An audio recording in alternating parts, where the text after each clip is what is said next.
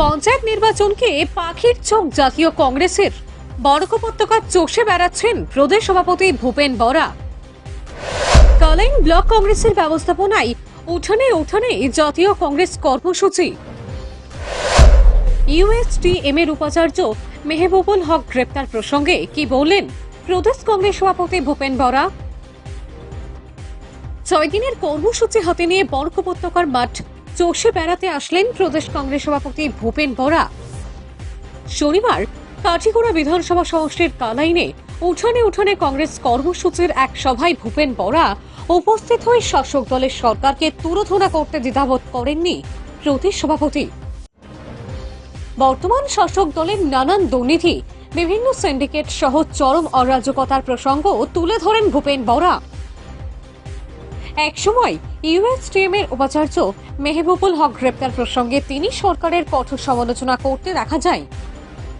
তবে উল্লেখযোগ্য, রাজ্যে শীঘ্রই অনুষ্ঠিত হচ্ছে পঞ্চায়েত নির্বাচন, আর এই নির্বাচনকে পাখির চোখ করে ভারতীয় জাতীয় কংগ্রেস ইতিমধ্যে মাঠ চষে বেড়াতে শুরু করে দিয়েছে।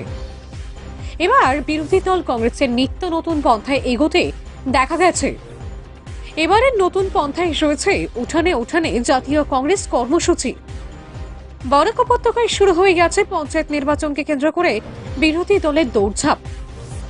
আজি এই বিজেপি সরকার কালি এজন মানুহ ৰাতি ঘৰত মোৰ ঘৰৰ ওচৰত থাকে ইউএসটিএমৰ চেঞ্চেলৰ মেহবুব হক ডাঙৰীয়া। মই বহুত দিনৰ পৰা দেখিছো, বহুত কষ্ট কৰি আজি এখন মেডিকেল কলেজ খুলিছে, এখন ইউনিভাৰ্চিটি খুলিছে। আজি 30 বছৰ এজন মানুহে সংগ্ৰাম কৰি আছে, কোনো মানুহে বদনাম দিব নোৱাৰিব। কালি স্কুলত কিবা এটা গণ্ডগোল হৈছে, গণ্ডগোল সব স্কুলতে হয়, সব কলেজতে হয়।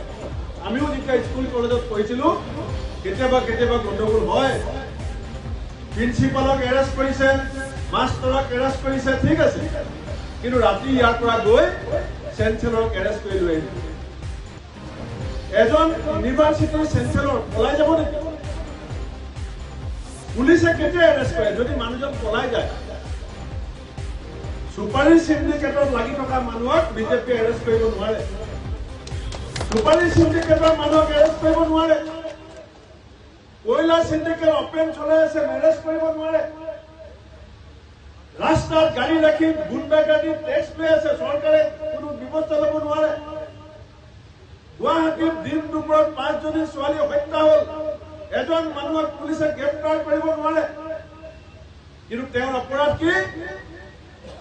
তেওঁ মুখ্যমন্ত্ৰীৰ কোনো সহায় নোলোৱাকে অকলে অকলে সংগ্ৰাম কৰি ইমান ডাঙৰ কলেজ ইউনিভাৰ্চিটি কেনেকে খুলিব? বৰাক ভেলীত 5 দিন হ'ল আমি ৰাইজৰ মাজলৈ গৈছো।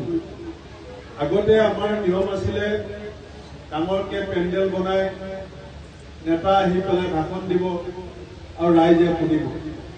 কিন্তু আমি অসম কংগ্ৰেছ কমিটিয়ে সিদ্ধান্ত লৈছো যে বিভিন্ন অঞ্চলত আজি যেনেকে কালাইন কাঠিগড়া ৰাইজক লগ পাইছো, তেনেকে আমি শিলচৰ হাইলাকান্দি সকলোতে এতিয়ালৈকে আমি প্ৰায় 6টা সমষ্টিলৈ গৈছো আৰু ৰাইজক লগ কৰি ৰাইজৰ মনৰ কথাবিলাক, ৰাইজে কি ভাবিছে, কংগ্ৰেছ দলটো কেনেকে চলিব লাগে, বিজেপিয়ে অসমখন কেনেকে চলাই আছে, আৰু বৰ্তমান ৰাইজৰ আৰ্থিক সামাজিক অৱস্থা কেনেকুৱা, এই কথাবিলাক আমি ভালকে বুজিবৰ কাৰণে আমি চোতালে চোতালে অংগনে অংগনে এই সভাবিলাক কৰিছো।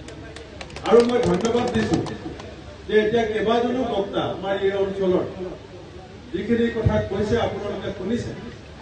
যেতিয়া কংগ্ৰেছ দলৰ নেতা হিচাপে এই কথাবিলাক আমি গুৱাহাটীত কওঁ, তেতিয়া চৰকাৰে কয় কংগ্ৰেছেতো কবই। কিন্তু আজি সেইকাৰণে আমি কংগ্ৰেছে এখন মঞ্চ বনাইছো চোতালত, উঠানত আমি এটা মঞ্চ বনাইছো যাতে ৰাইজে কথাবিলাক কব পাৰে। এতিয়া অলপ সময় আগতে মই ওপৰলৈ উঠি গৈছিলো ভিতৰত। আমাৰ গৃহস্থৰ নাম কি আছিলে? সন্দীপ দাস ডাঙৰীয়া। তেখেতে মোক ভিতৰত মাতি নিছিলে।